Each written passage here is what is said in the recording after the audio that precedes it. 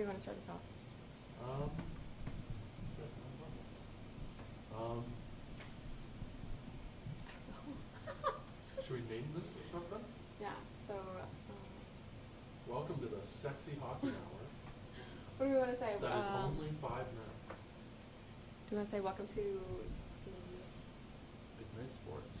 yeah. Are you doing it or am I doing it? Welcome to Ignite Sports with Justin Lethbridge. And I'm Sam McFadden. Coming up today, we're going to be talking about the NHL season. Justin, what is your thoughts on the... Well, I know one thing. No Canadian team will hoist the cup this year. I know it's been 21 years since it's happened, and the last team to actually hoist the cup was the Montreal Canadiens, and that was the only team last year to actually get into the playoffs. What is going on with our Canadian hockey teams? Just too small, too inexperienced, and horrible drafting. Oh yeah, I completely agree with you. Something needs to be done with these management on these teams because, I mean, it's just awful. I will say, like, in terms of management, Calgary's making some good strides. They're putting together a good team, but they're still a good 3-4 years away from doing anything. Oh yeah, they're so far away from even getting into the playoffs. I think this year they might be lucky if they get into the bottom 3 teams. I'm hoping, since I'm an Edmonton Oilers fan, hoping they're going to get out of the bottom 3 spots, not getting into the top draft picks, but actually making it maybe being a contender this year. What do you think? There's room for improvement with Edmonton for sure, and they added some good pieces. But again, it's just a matter of if their main core of Yakupov, Hall, Hopkins, and Eberle can all get it going at the same time. So it's been one goes and the rest don't for Yeah. too long now.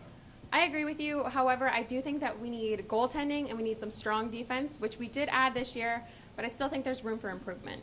Well, hopefully you could have some nice prospects like Klefbom and Nurse step in and really give the defense some bite, which I think it was really missing last year.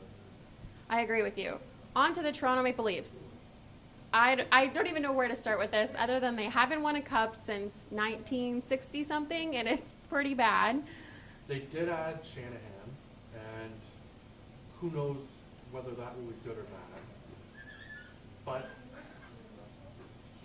through it all, it's going to be if that core in Toronto, like Van Riemsdyk, Kessel, Fanoff, if they can be consistent, which they haven't been. If they can go a full 82 games and not play 50 games and then collapse.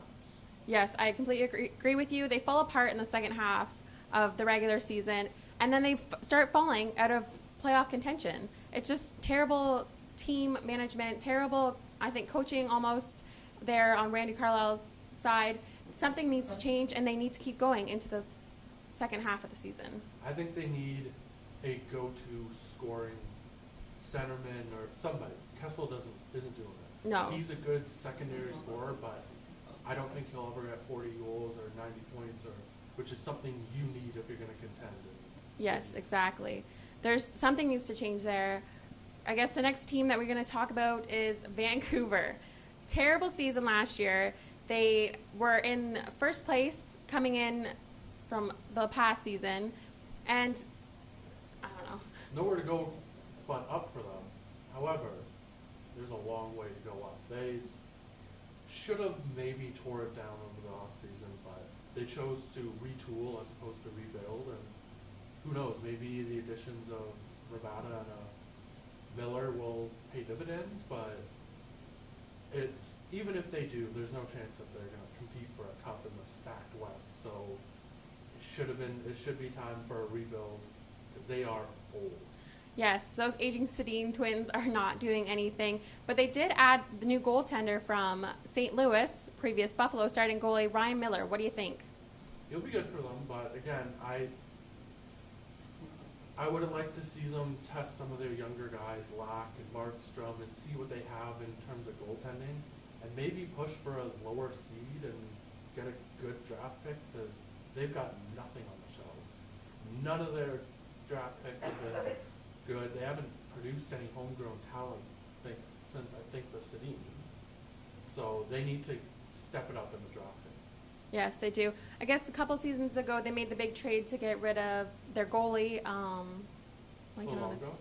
Nope. Schneider, yeah. Yeah. to pick up Bo Horvat, who has developed nicely over the last year, but I don't think he's going to be ready to enter into the NHL this upcoming season. No, he's still a good year away. He might get a look at a training camp, but he has to have a really good training camp to crack the roster this year. Yeah, they need to do something there. I guess the next forgotten team, I always forget to mention them, is the Winnipeg Jets. They moved in 3 years ago, and nothing has happened. They are consistently in the running. Yes. Is what I'd call them. They didn't really do anything.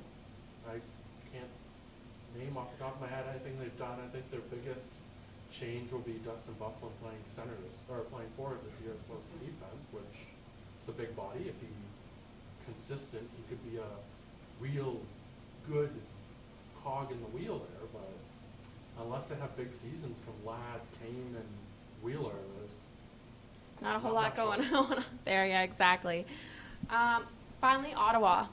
What has been going on there lately? They're trying to sign Bobby Ryan. They just got rid of Spezza because they didn't think he was taking over the captaincy that Daniel Alfredson left behind. What do they need to work on? just that, captains. They don't have a leadership core there. They need some, I don't know what. Carlson's a great player. He'll be a great player for years to come, but he's not a captain. Maybe he'll step into the role, but he's not a captain. Ryan, unfortunately, he had some great season in Anaheim, but hasn't developed into the power forward that Yeah. Ottawa thought they were getting. Yeah, The loss exactly. of Spezza is going to really hurt them unless they have a huge season from Turris. They're they're at a crossroads. They need to figure out whether they need to rebuild, which I'd say I think they do, or whether they just need to retool. Yeah, I think this year is going to be the start of a new identity for the Ottawa Senators. They need to work on something. They need to get that one player who's going to stick with them, who's going to be their Daniel Alfredson and fill in for that missing spot. And they need to find that this year. And I don't think they're going to find it this year. Hopefully in upcoming seasons they might be able to, making big trades. But once again, I don't think it's going to happen. Finally, Montreal Canadiens, the only team to make it into the playoffs last year. This year they're going without a captain, which is kind of a big deal. What do you think? I think the fact that they signed Subban to a huge contract, combined with the lack of a captain, is going to be a storyline just because the French media will make it a storyline. I think in their dressing room they think what they're doing is a good idea, and maybe it is, but I don't know how long you can have French reporters asking all your players, what's with the captaincy? What do you think of Subban's contract? I think it's just going to be too much pressure for them. I agree with you. I think PK Subban is getting paid way too much money for what he has done in the last year. I mean, he had -4 points, or his positive negatives was -4. That's pretty bad for a defense. I mean, he got the Norris Trophy 2 years ago, but last year he really didn't do anything, and I don't think he's worth the $9 million a year. If he can if he can get that slap shot going on the power play and get a lot of points and hopefully some goals, he could live up to the contract. I don't think it's that bad of a contract because he is their team. Him and Price, that's what the Canadians have. They have some good players in Buchanan's and Pacioretty and Markov and Gallagher, but it's really Price and Subban. And Price has shown that he can be consistent. Now it's Subban's turn. Yeah, and Price actually has to stay healthy this year. I think that was kind of a big reason that they didn't make it into the Stanley Cup Finals. Price got hurt, and it kind of really hurt their chances there. You can't really blame Price for that. I mean, any goalie will get hurt when you have 6'3" Yeah, exactly. Kreider crashing into you at full speed, but he needs to stay healthy, and if he does, they are in the playoffs for sure. I feel like even if he doesn't, they have Budaj and Tokarski could step in and fill the role as long as it's not too long of an absence without Price. But they'll make the playoffs. Don't know if they'll do much else because they really didn't do anything to address the loss of air. Yes, I completely agree with you. Don't think they're going to win the Stanley Cup, but I do, however, think that they are going to be the only Canadian team to make it into a playoff spot this year.